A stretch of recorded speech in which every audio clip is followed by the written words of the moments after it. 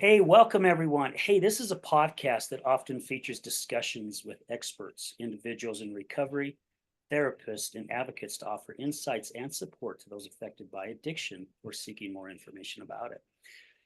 This podcast often, anyway, I already read that. Excuse me, guys. I'm a little off today, but I am your host, Al Richards. Welcome to another episode of The Other Side of Addiction. And today, with our guest, Jeanne Larson, we're going to be talking about the need to be understood. And I really do believe this is going to resonate with a lot of us because the need to be understood, I think we all want to be understood. Yeah, just think this is just going to be an incredible topic. So Jeanne, thank you so much for taking time out of your day to be with us. I greatly appreciate it. Thank you. I'm really excited to be here because with the work I do and the journey I've had, my message is always there's so much to bring us hope, and we should be excited about what's happening. And there'll be a lot of people watching going, "What are you talking about? You don't know what I'm facing. It's so hard. And our life is in a mess, and I worry about this loved one," or "I don't know how to stop doing what I'm doing, and everyone's upset at me and feels like I don't love enough or care enough." And it's really not about all those things, even though we're feeling all these emotions. But I just really quick, if it's okay, I would like to share a story about where that came from. You reading it in my bio. I worked for 10 years in special ed, and I was in the behavior unit. That means everybody from the age of like 13 to 22, because our special ed kids are held into high school still. They were violent and could not be in a regular class. They couldn't even be in a life skills class because they would hurt people. They couldn't go out to classes unless we really worked with them and had a really good peer tutor. So one day we were working with a student trying to get him out on the bus. It was Halloween. The speech therapist had brought in little bags of rubber balls and pencils and different things to give to the students. And we were getting everybody on the bus. And one of our students, most of them are nonverbal, and that's part of the problem. They can't communicate the way they want to. And then they go off and get angry because they don't know what to do. This person was 6'4" and had been through a lot of places, and most of the teachers would just let him go to sleep so they didn't have to deal with the problem. So we were trying to get them onto the bus, and they were not cooperating, which at this point they would do what we asked them to because we'd gone through some really special work with them and they were responding well with it. And we literally had to drag them, the teacher and I had to drag them out to the bus, throwing a fit, getting upset, got them on the bus, came back in, we're cleaning up the classroom, getting ready for the custodians to come through and vacuum. We're putting the chairs up, and we saw his rubber ball on the floor under the table. He was trying to find it. And that's why he was upset, but he could not tell us, "I'm looking for my ball. Would you help me?" or whatever. And the more we tried to get him to go the other way, the more escalated he got. And both of us got really emotional over this. And this has been a thing for me because even though we can talk to people and communicate, what we hear and what we feel, and a lot of times we get defensive in these addictive situations when we're trying to help, and the person with the substance abuse or whatever gets angry with us, and then we get defensive because we're like, "We're trying to help you, don't you understand?" And we can't communicate. And it's because of our own personal maps, meanings and perceptions around things that are very simple. I want to walk through a little simple exercise I do at a lot of the classes or working with individuals to help them understand how profound and deeply different our maps can be around things. And the way we see stuff through our experiences, and also the development of the neurons in the womb. And I've seen other speakers that you've had. These maps are developed, our foundational maps, the way we see the world and respond to things are set in by the time we're 7 years old. That doesn't mean they can't change, doesn't mean we can't figure things out, but we have this lens that we look through. So let's say we want to do an experiment and we have this baby, and as it's growing up and it's learning to read and do colors and things, we teach them the wrong colors. We teach them that red is green and green is blue and yellow is actually red. And then when they go out into society, that's their truth or their knowledge or their understanding of it. And they're like, wow, these people are so weird that they don't understand what the right way. And we would never do that. But this is, you know, how plastic and pliable and how much children just take in when they're young and toddlers. And so this happens with all of our experiences, and we see things differently. And so really quick, if it's okay, and these are gifts I want to give to the people that are listening because they're very, very simple. Do you have a piece of paper? I do. Okay. So if you're listening, get a piece of paper out, write your answers down. This is really fun in a huge group because then you can really see how extremely different things are. So I'm going to ask you 3 non-threatening questions, and I want you to write the first thing that pops into your head, okay? Okay. And we'll do all 3, and then you and I will share our answers to these questions, okay? Okay. So the first one is, what do you feel and think about when I say the word tomato?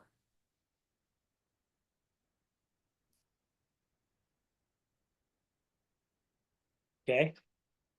And the second one is, what's your first thought when I tell you a big storm is heading this way tonight? When we wake up, there's going to be several inches of snow on the ground.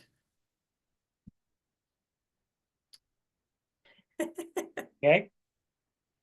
And then I want you to write 3 of your favorite smells down. 3 of my favorite smells. My Yeah. gosh, I would have no clue on that. And isn't that interesting? Because a lot of us don't, but like, you know, do we love the smell of fresh baked bread or when coffee's brewing in the morning? Oh yeah, definitely, Yeah, so definitely there's love that. different things that we can love the smell of.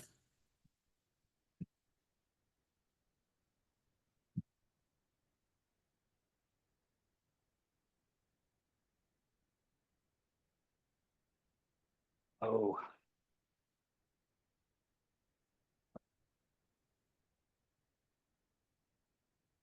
okay. Okay, and so the last one isn't a question, and I'm so sad I couldn't get my bells off the door. But I wanted to ring like a jingle bell, like what, you know, and ask you what you think of when you hear that sound. It's not going to be as powerful just hearing it, but to think about it. So what pops into your mind if I was ringing like a sleigh bell or something?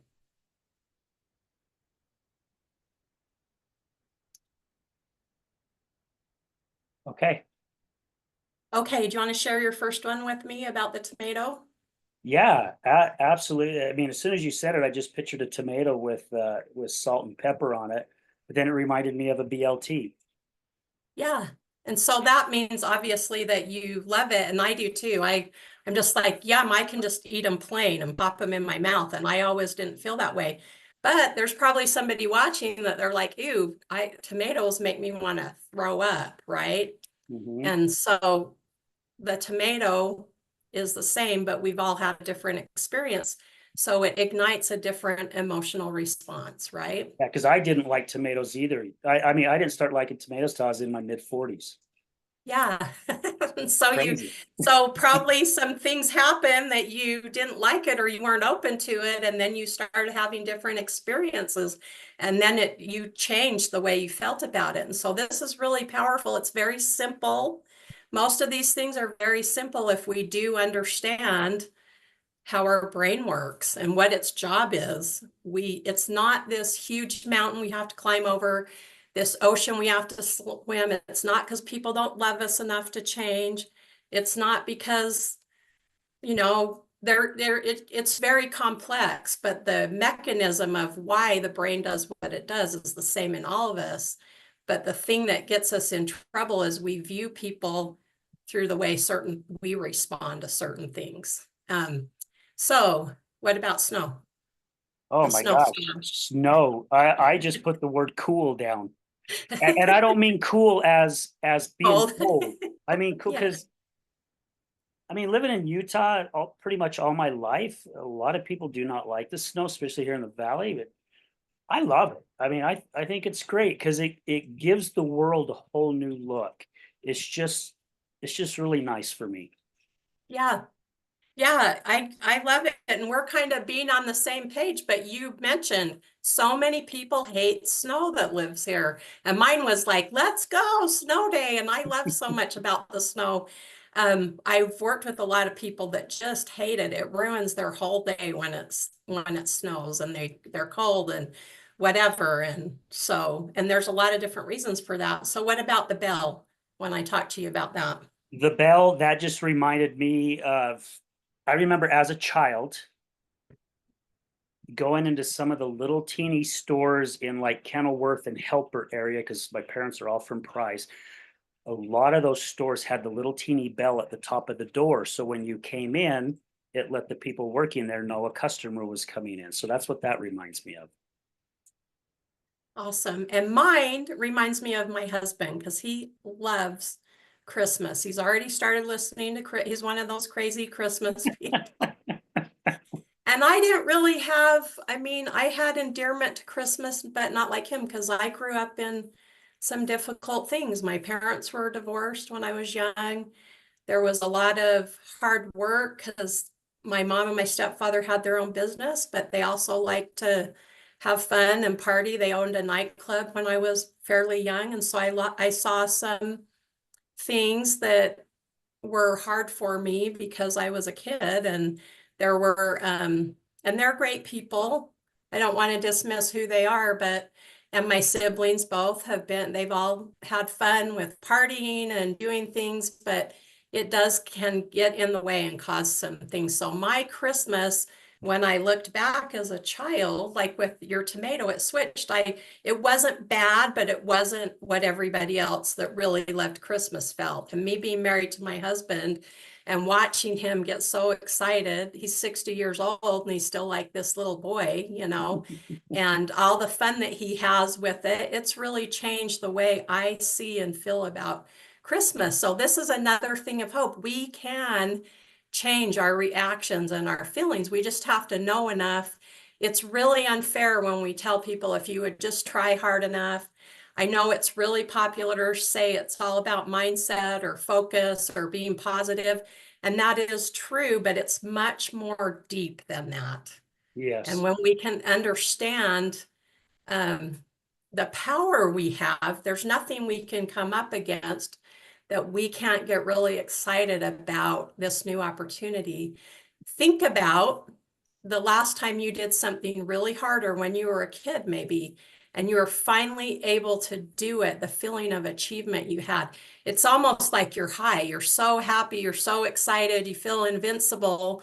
And so we know we can have those chemical reactions in our brain without substituting it with food or alcohol or drugs or extreme sports or whatever, even though some of those things are fun, but some people get to a really dangerous level in the things that they're doing or stealing things or whatever it is. They get this hit of excitement.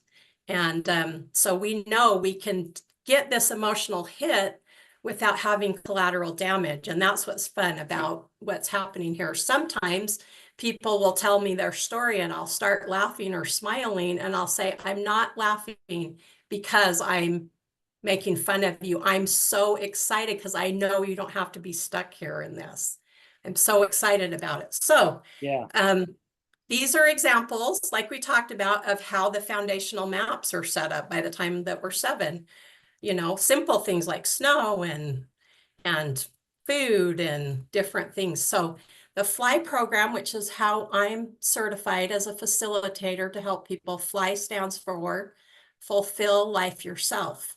And the mission of the founder was to find tools that we could use ourselves to handle the challenges of life that we face. They're all different. Some of us have medical stuff. Some of us will lose our whole fortune after we've worked hard, or we have learning disabilities, or, you know, the list is endless of the things that we will face. We'll have tragedy in our family or grieving over the death of a loved one. And so he had some big things, and we talked about you maybe having him on your show, so I won't tell his story, but his ability to put this program together has impacted my life in a profound way. And I watched him in a clinical setting, worked with hundreds of patients that were there, also in the neuro clinic, for concussion, for mental illness, for, you know, traumatic brain injury, for learning disabilities. And the doctor loved what he was doing so much that he had him come in and they would work firing the neuron, forcing the neurons to fire quickly, and then he would work on the maps.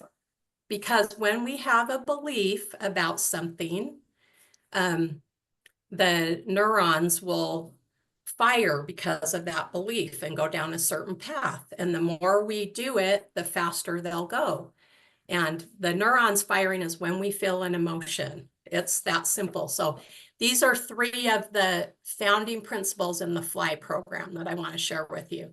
Number 1 is the brain functions on a neurochemical reward system, which we experience as emotions.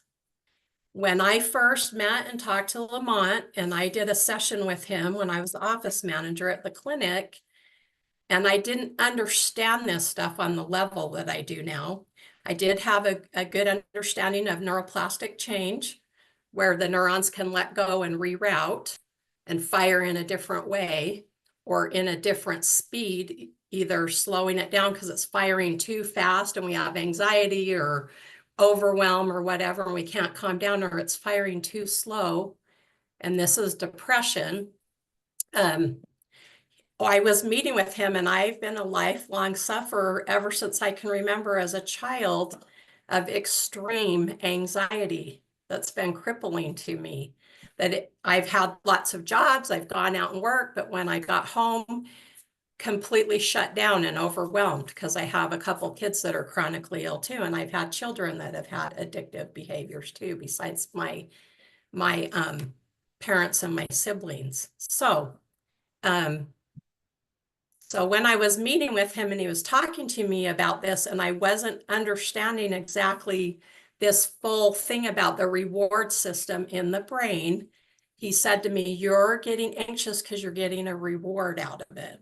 So all those maps from a child of people telling me I was difficult, that I didn't care, that I was lazy, that if I try harder, I could do better, came up, and I'm like, he's judging me. He doesn't understand how hard this is. And I've tried so many things, and I've got all this stuff going on with my kids and, you know, in-laws and different things, you know, which all of us have, all these things that life creates for us, that how do we respond to him? Well, I wasn't responding well to him. I was getting overwhelmed and escaping or shutting down or whatever. And escaping looks different for all of us. Some of us drink, or we do drugs, or we binge watch, or we go ride our bike, or, you know, some of them are things that can move us in a path that isn't dangerous, and others we get stuck in this habit of escaping, and we're not going, oh, I'm going to go escape. We're like, oh, well, this was fun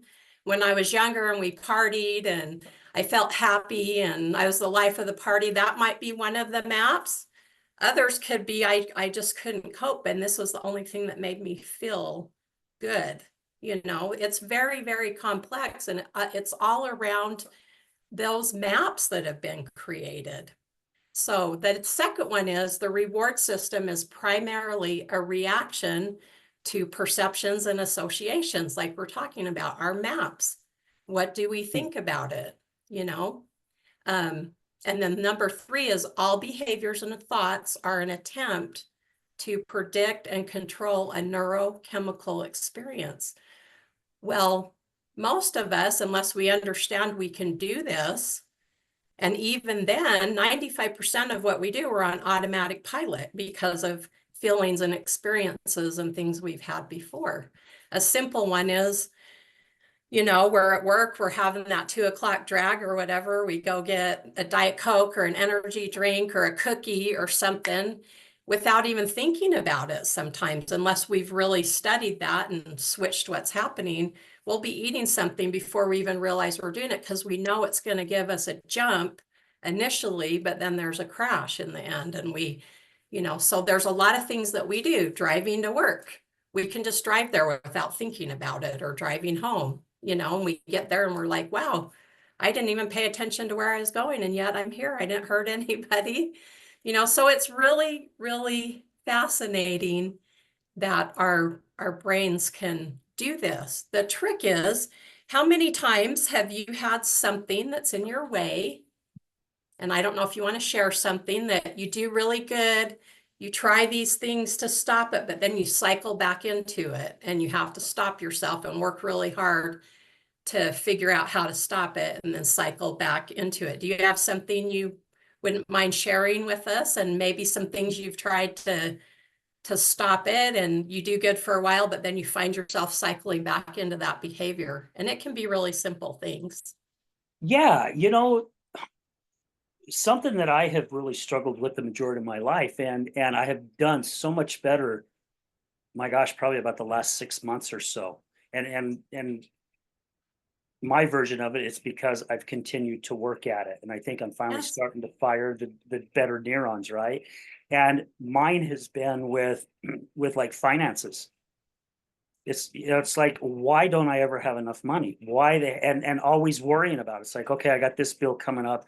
Okay, this is what I got to do. This, I mean, constantly. And it's like, I can't buy this because if I buy this, then I don't have enough for this. And I've done this all my life.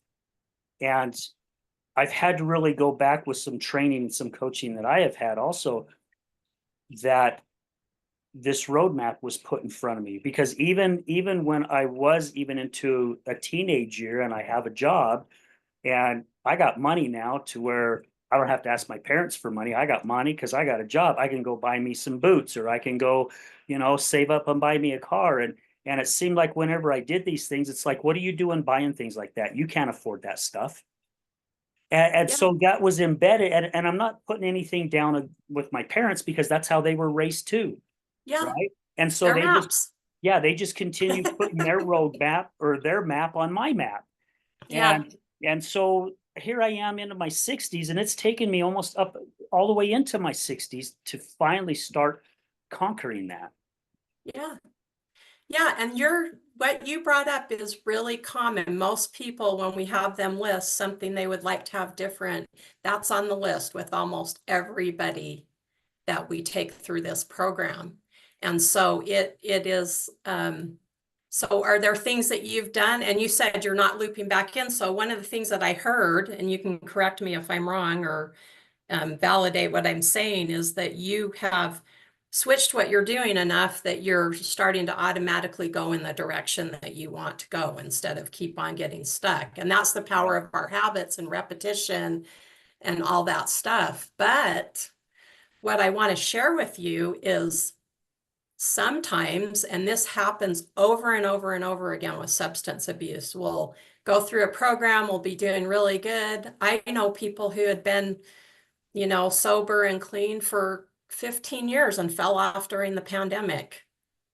I'm sure you know a lot of people, it was a huge thing, or there were record numbers of suicides and things because that fear, that unknown, that uncertainty was firing these chemicals in the brain. So let's step back a little bit and go, you know, sometimes we might think, well, why wouldn't our brain just do something that's helpful for us, that does the right thing, that makes us go in the direction we Because want to go? we control our brain. That's why. Yeah. So what happens? All those trillions of neurons in there, what would happen if they all stopped firing? Wow, that's a really good question. I don't know. Would I be able to even talk to you? Oh, you'd be dead.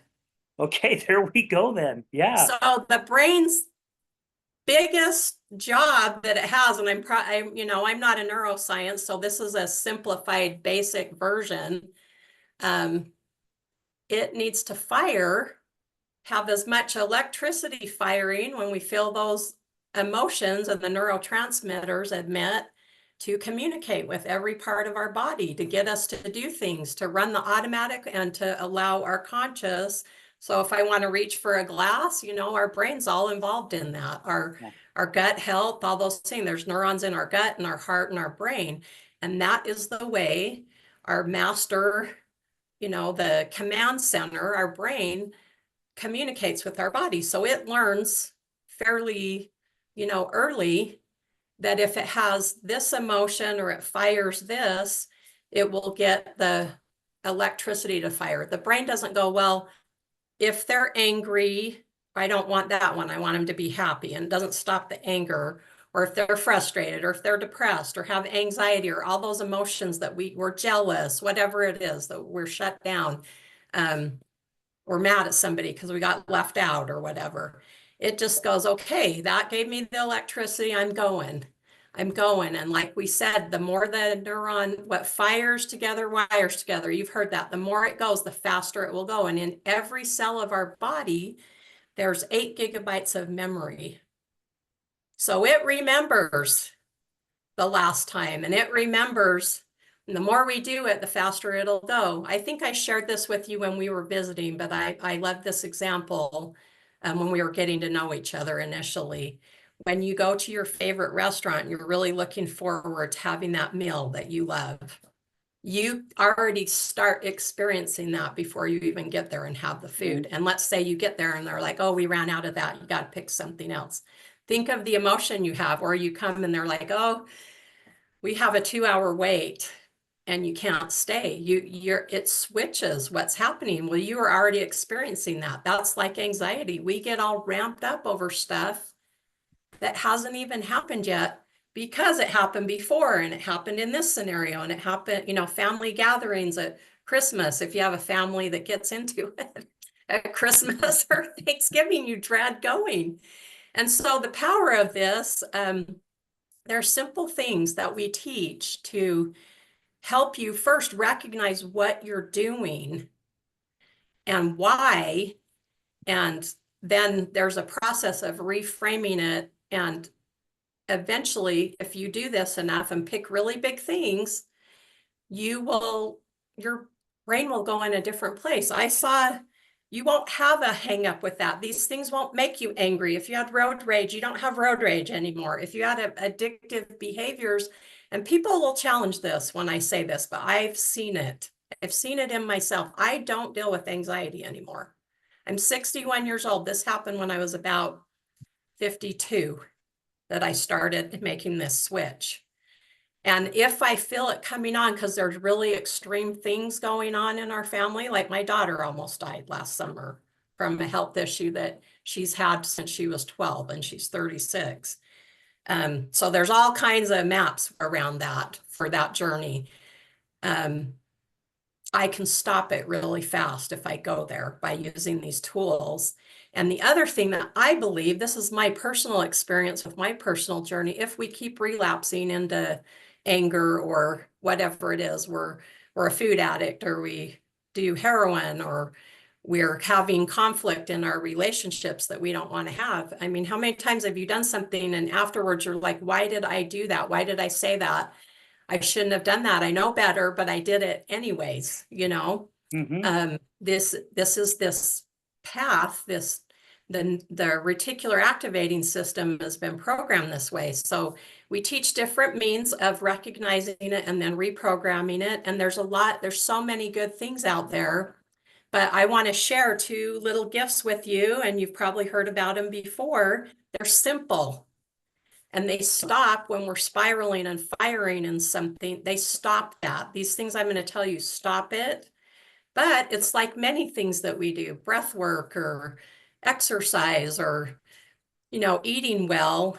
If we don't go to the next level and look at the maps and figure those out, we can keep relapsing. We can stop it again, or why do we fall off and start eating bad? Or we did really well, we lost all this weight, or we're doing great in our company, and then some stuff happened and we're back where we started, but we're really not, because we have more information going on this. So there's a cycling that happens. I hope that's not too repetitive what I'm saying. So the first one that I want to talk to you about is, I just did a post on this about school kids and moms helping their kids, because we know that anxiety is rampant in our society, especially with our children. And as moms, that can be really, as parents in general, we have a lot of concerns, especially if our kids are struggling and they don't want to get up and go to school for different reasons. There might be a bully, they might be struggling academically, they might just be really shy, or whatever it is. And then we're feeling all this pressure to get our kids to school so they can have a good education, their social, athletics, if they're an artist or whatever, or find those in bloom. So what if we're talking to our child or our spouse or whoever it is, but they're too reactive to hear us and listen to what we're trying to share with them? We can ask a question. And I know you've heard about this. Questions, we can ask a question. And our brain, when we ask a question, when we ask ourselves or somebody else, our subconscious automatically starts searching all that data that's in there.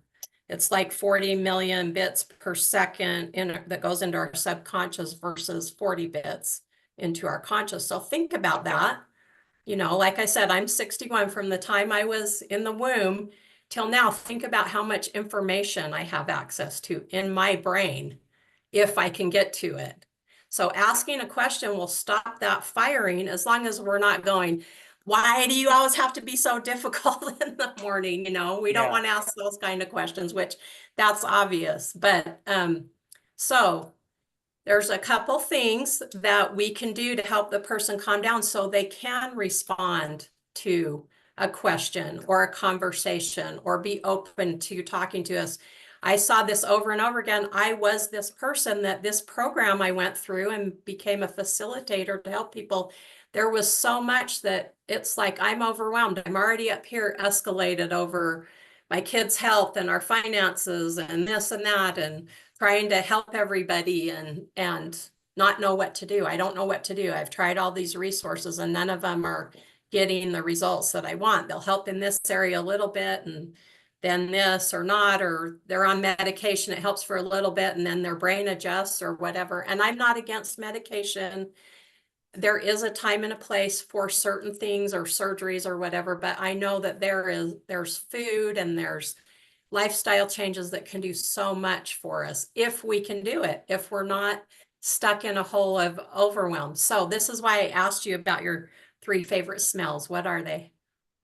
I had mountain rain. I love being in the mountains Oh, I love that. after it rains. The smell is just the ozone is clean and fresh, and you can smell the pine trees, the sage. Yeah. You just have all these different smells that are coming to you. Some of them I don't even recognize. I just know that it smells great. Yeah. So that's one. The other one is coffee. I do love the smell of fresh brewed coffee. And also I like the smell of somebody baking cookies, like chocolate chip cookies. Okay, awesome. So this is what I tell people to do. And like when I first asked you, you had to think about it for a minute. It wasn't obvious.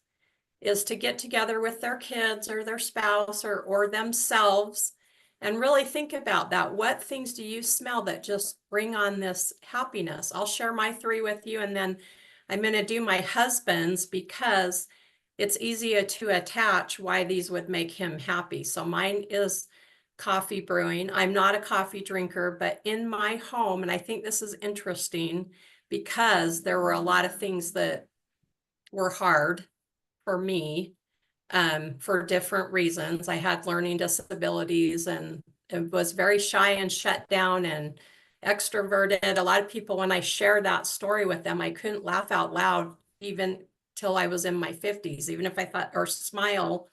And I'll tell people that and they're like, you were like that? I don't believe it.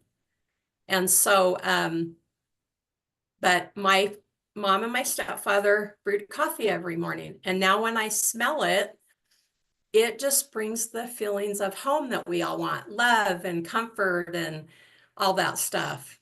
The other one is hazelnut. I don't know why I love hazelnut, but I do, and pink grapefruit. And I don't know why I love that, but my husband's are pine trees. You know, my husband's the weirdo at Costco that picks up the pine reefs and puts his head in it and stands and smells it and looks happy, and he brings them home. He loves the smell of lemon dish soap because when he was a little boy and they'd go to grandma's house and she would cook and they'd play Skippo and they'd bake, she always had lemon dish soap so when he smells it, all those memories come back and he feels happy. And he loves the smell of suntan lotion because he grew up in the Bay Area and they would go to the beach when he was in high school. So it brings back all those happy memories. Now, some of us don't have happy memories of high school. I didn't, but he did. That was like a wonderful time of his life. So smelling that brings that back. So if you can figure out some smells that your children like and teach them, and you can do this. I get a thing of coffee beans from Harmon's because it has hazelnut in it. It has both of them in there.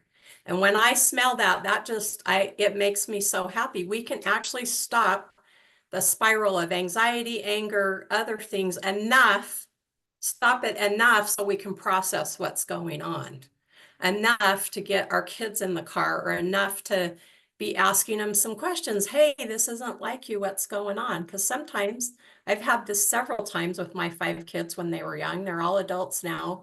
When you even ask them, hey, why are you upset? It triggers it even more and they get more angry, and so that's a simple thing that you can do, but it's a temporary thing. It's temporary. It stops the firing, which we have to do that sometimes so we can get the information that's so prevalent around us and make those switches. And there's a whole bunch of them that we can do. So to pause you for a minute, Jeannie. So, I mean, and I love all this because this is what's really helped me even throughout my teenage years into my mid-20s, early 20s, when I had a bad anger or an anger issue, right? I could fly off the handle at any time. I did a lot of damage to things, especially myself. And is it not true that even though you said, like with anxiety and just working with the smells, how it's just kind of a small thing, however, the more that we do it, it does help subside the issue that we're having, right? Because I know when I read the book Conscious Creator, I've read the book 2 or 3 times, and I have taken to where I'm really starting to pay attention to what my conscious is telling me. Am I thinking negative thoughts? Am I thinking good thoughts? Am I thinking things that is going to help me in life, or am I thinking things that's not going to help me in my life? Yes. And the more that I've started recognizing it and using certain tools for me, like for me, if I was outside and I had certain thoughts, my first thought was to look at the Wasatch Mountains. And the reason why is because I love being in the mountains. And that would help take away that focus of whatever negativity I was focusing on. And it got to where it just became so automatic for me. And it really helped me go to the next step, if that makes sense. Yes, it does. And what you're saying is exactly true. The more we shift, because we're thinking about this, it's like having gratitude or whatever when we're in the throes of this. The more we have gratitude, the more we go, oh, I'm going to go look at the mountains. Our brain, and it takes a relatively short period of time, maybe 30 days for it to go into automatic.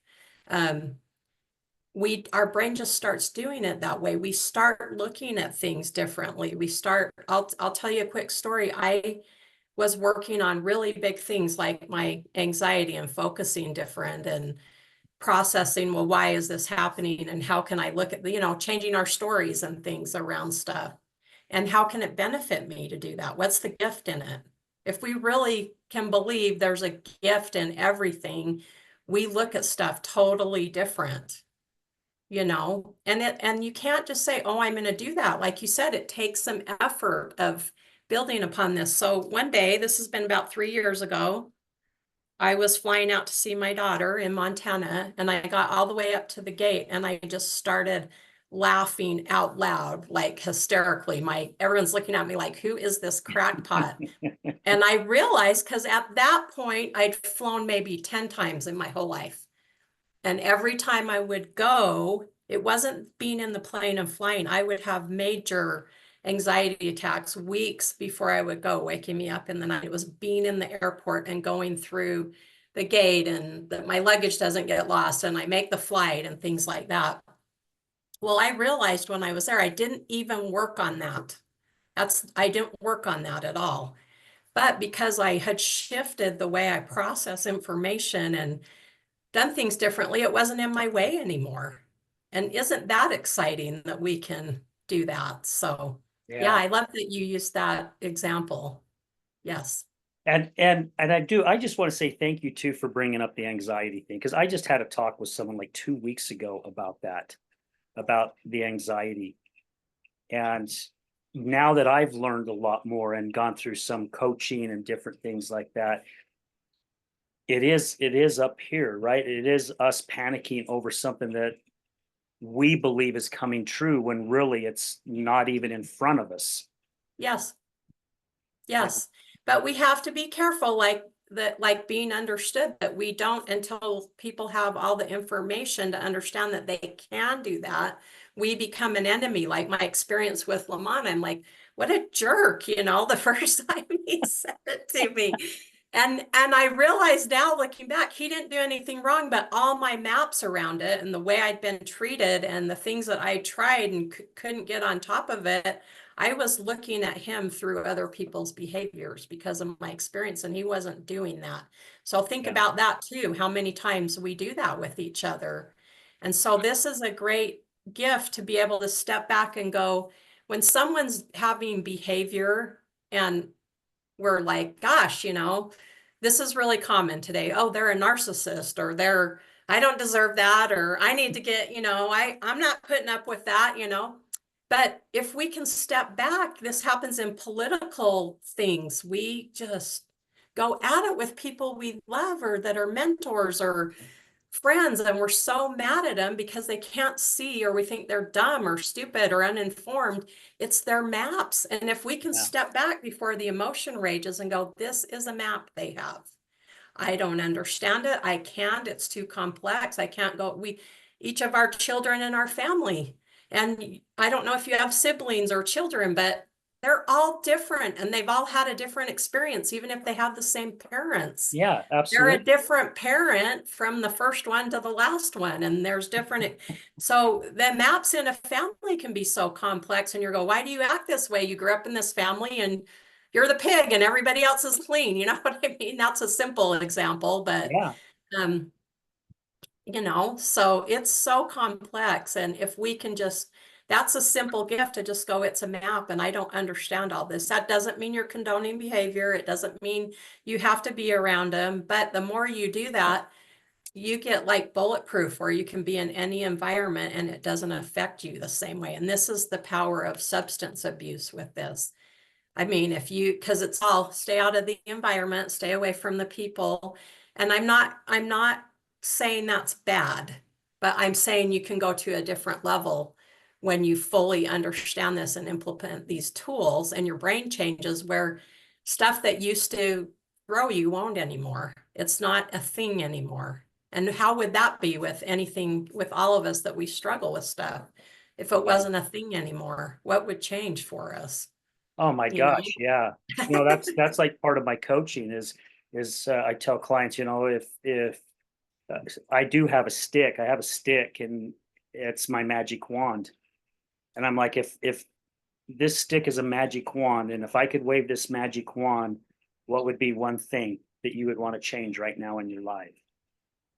And it's really cool because they did that with all of us in our training. Yeah. And to hear what everyone was coming up with it was amazing. Yeah. And some of it was very, very tiny, but it was very large for them. It may have seemed tiny to me. I mean, even what my answer was, it could have been tiny to the other people as well.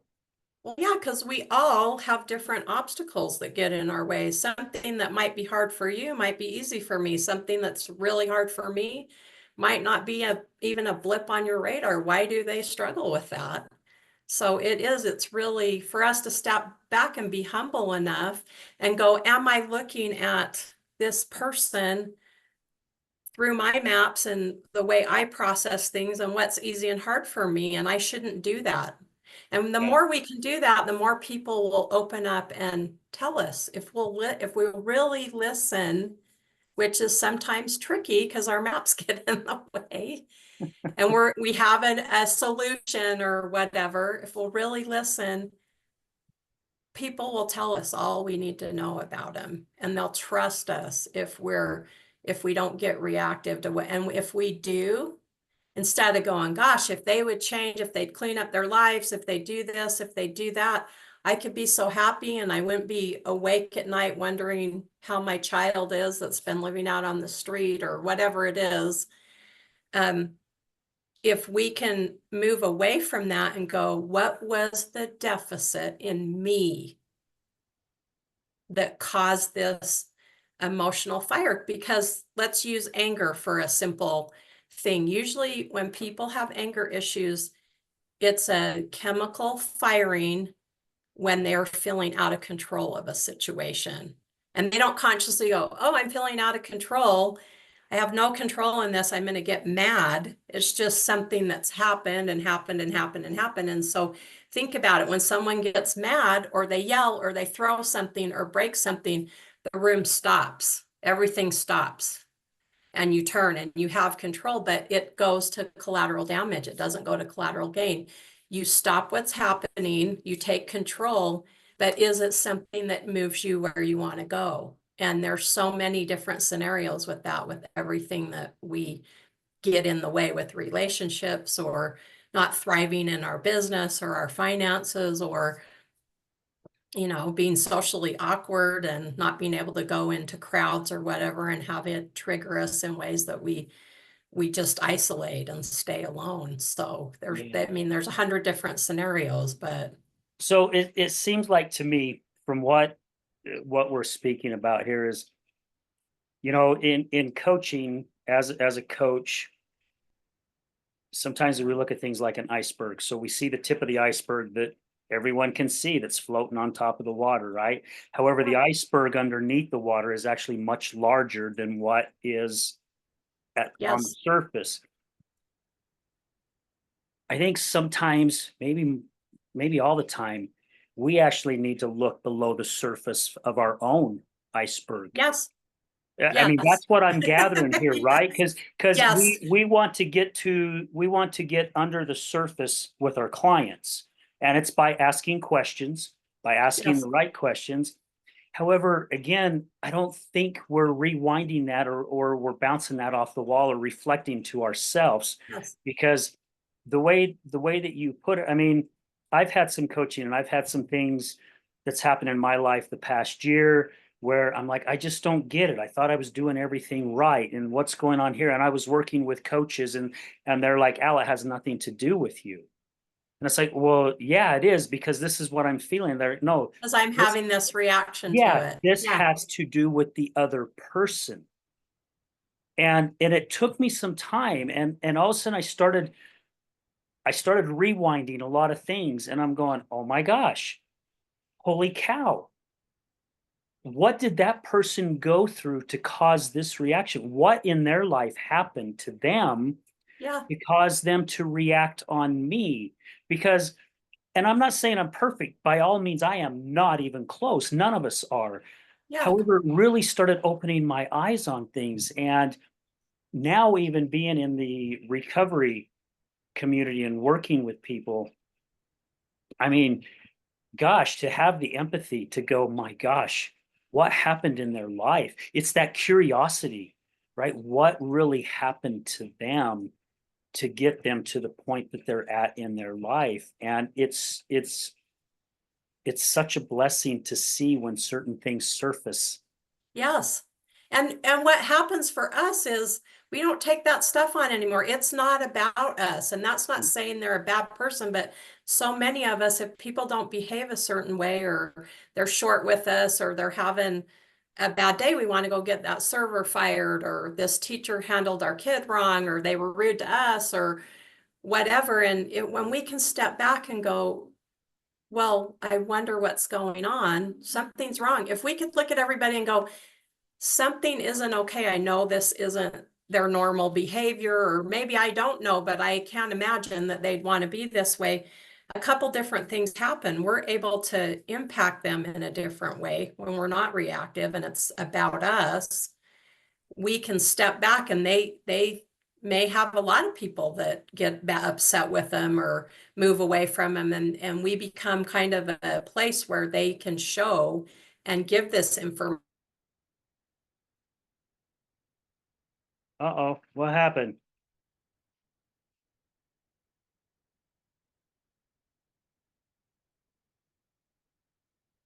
Jeannie, we locked up. I don't know if you can hear me or not. Jeannie, if you can hear me, could you jump off and then come back on?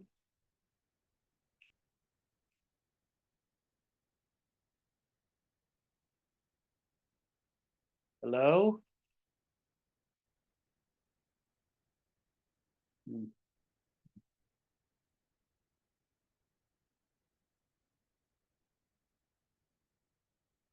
Well, folks, I don't know what happened, but I think we lost her on her end. She just froze up. Hopefully she'll be jumping right back on so we can finish this up. This has been some great information that has been shared.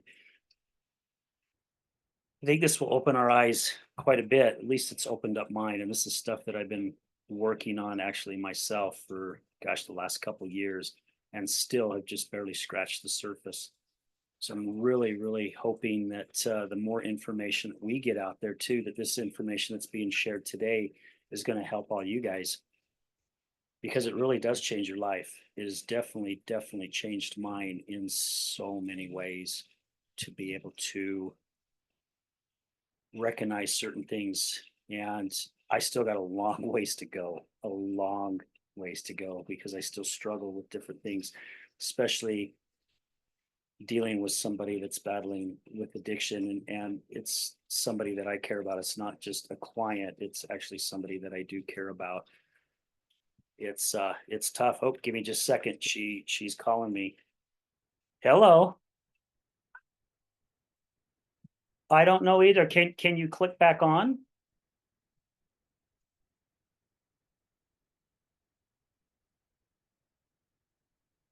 Ah,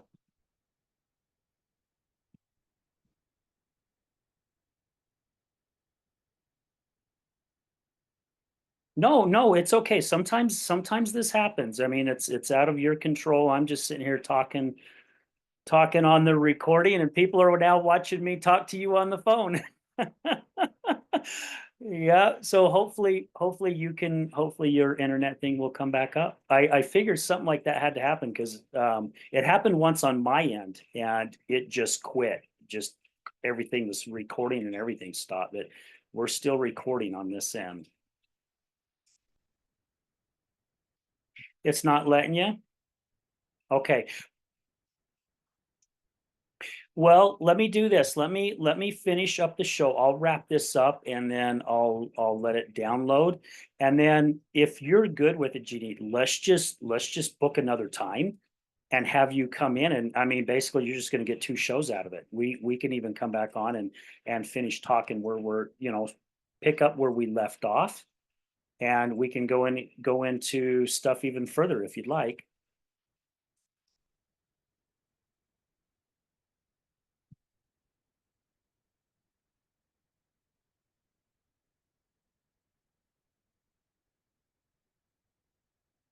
Okay.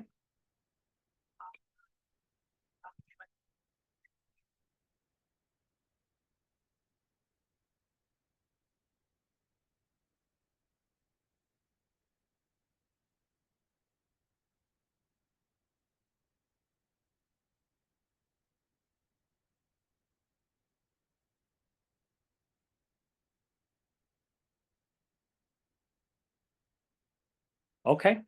Well, let's do that. So I wrote that down. I actually had it here on my notes to talk about your Unexpected You event. That's September 19th. So I'll bring that up here before I stop the recording. I'll also bring up a free discovery session. And then I'll make sure that when the show goes out, we put that in the notes. However, if it will fit into your schedule, let's get you back on the show before your September 19th event. And that way people can hear you talk about it. Okay, I'll do that.